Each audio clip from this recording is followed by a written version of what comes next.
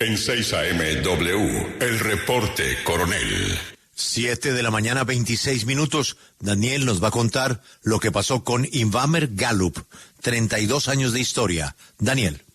Buenos días, Julio. Este es el reporte Coronel de hoy.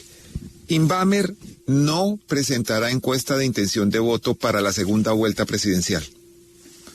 Una alta fuente del canal Caracol le confirmó al reporte que la empresa de medios de comunicación decidió no contratar el estudio para la segunda vuelta presidencial. En la primera vuelta, Invamer había entregado estas cifras como el más posible resultado para los tres punteros. Iván Cepeda, 44.6%, Abelardo de la Espriella, 31.6%, Paloma Valencia, 14%.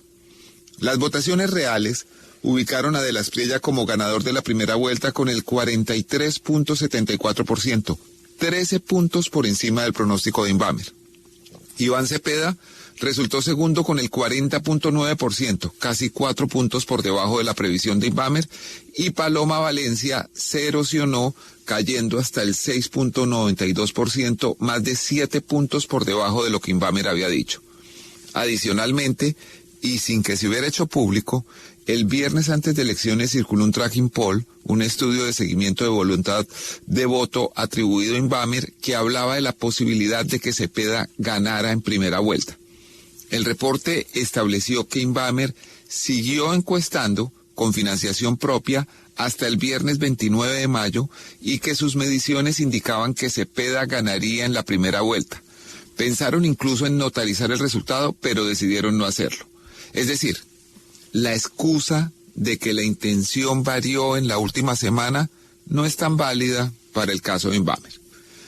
Como sea, la fuente del canal Caracol, consultada por el reporte Coronel, no atribuye la decisión a la clara disparidad entre el pronóstico y los resultados de primera vuelta, sino a las limitaciones derivadas de la ley de encuestas.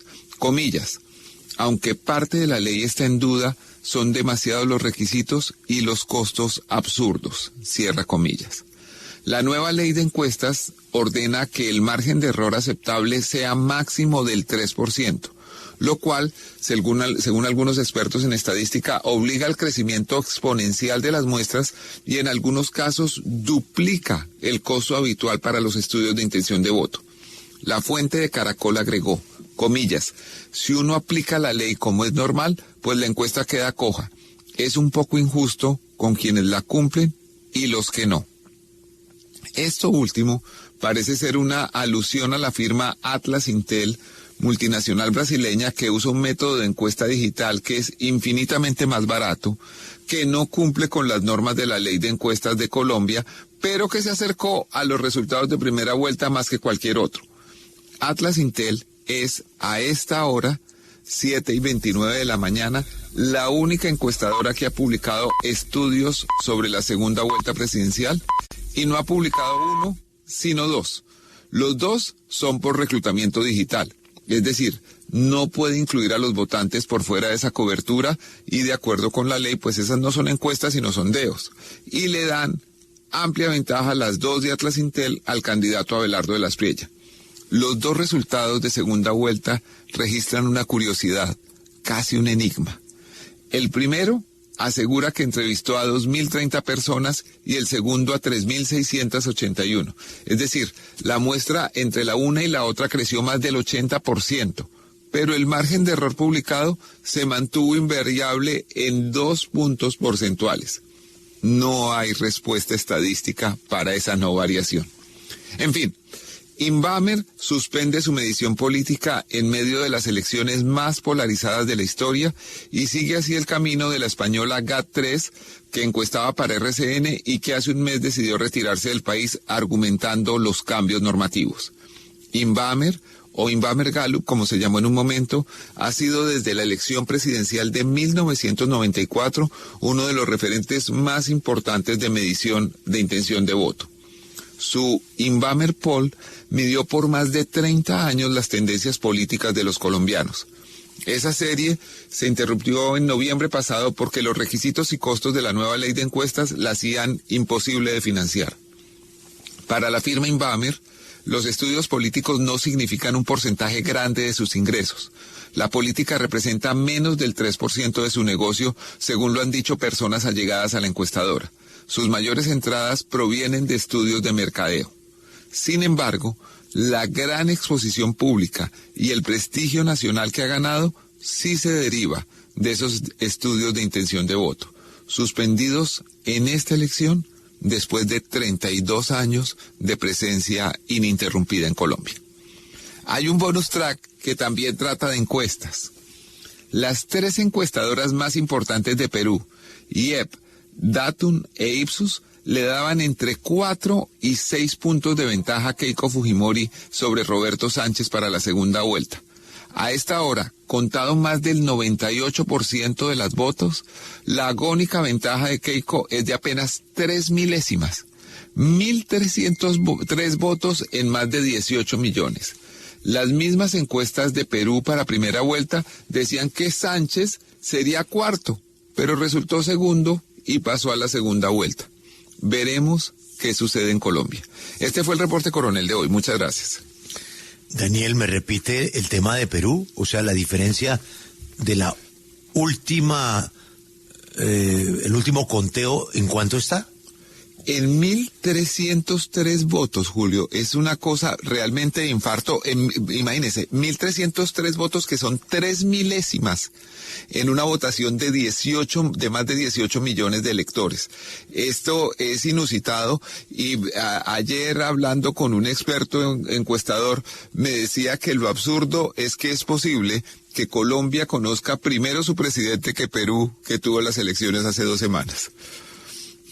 Lo conoce el domingo de elecciones. A ver, Daniel. 5 y 15. No iría tanto 5 y 15, pero sí máximo 6 de la tarde. Así es. O sea, hora 20, Diana Calderón ya tiene a todos los invitados listos a las 5:30. Exacto, y tiene perfectamente claro a qué horas va a ser el discurso de aceptación o no, y a qué horas va a ser el discurso de triunfo. Y esto es algo a lo que nos hemos acostumbrado los periodistas colombianos y los ciudadanos colombianos, y un poco ya no lo tomamos por merecido.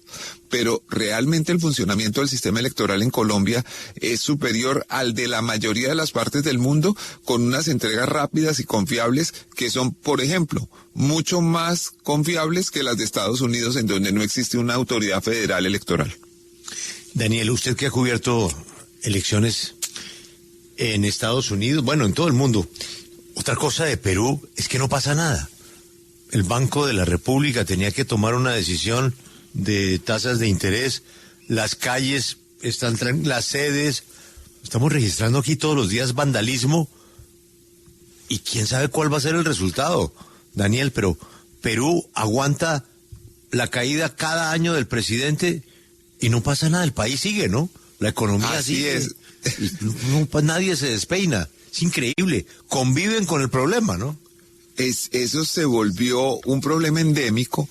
Y además una presidenta que gana con 1.000 votos sobre 18 millones, pues entra con una gobernabilidad bastante restringida, y además existe el revocatorio en manos del legislativo, que lo usan con toda libertad y que ha causado este relevo vertiginoso de presidentes en el Perú en los últimos años. Y eso que comenta Julio, mientras exista en el Banco Central de la Reserva del Perú el señor Velarde, que está en su cargo, que es el presidente de lo que es allá el Banco de la República, el Banco Central, desde el 2006, lleva 20 años, pues los inversionistas siguen tranquilos. La economía peruana sigue con solidez, un país que tiene una, no dolarización, pero aceptan mucho en dólares en los negocios, y mientras el señor Velarde existe, no tienen problema, a pesar de tener 8 presidentes en poquísimo tiempo. Sí, así es. Además, la economía de Perú parece ser también inmune a quien sea el presidente o quien no lo sea. En un momento me recuerda a una pregunta que le hicieron a Hillary Clinton terminando el periodo presidencial de su esposo. Le dijeron: ¿qué se siente estar casada con el hombre más poderoso del mundo? Y dijo: habría que preguntárselo a la esposa del presidente de la Reserva Federal.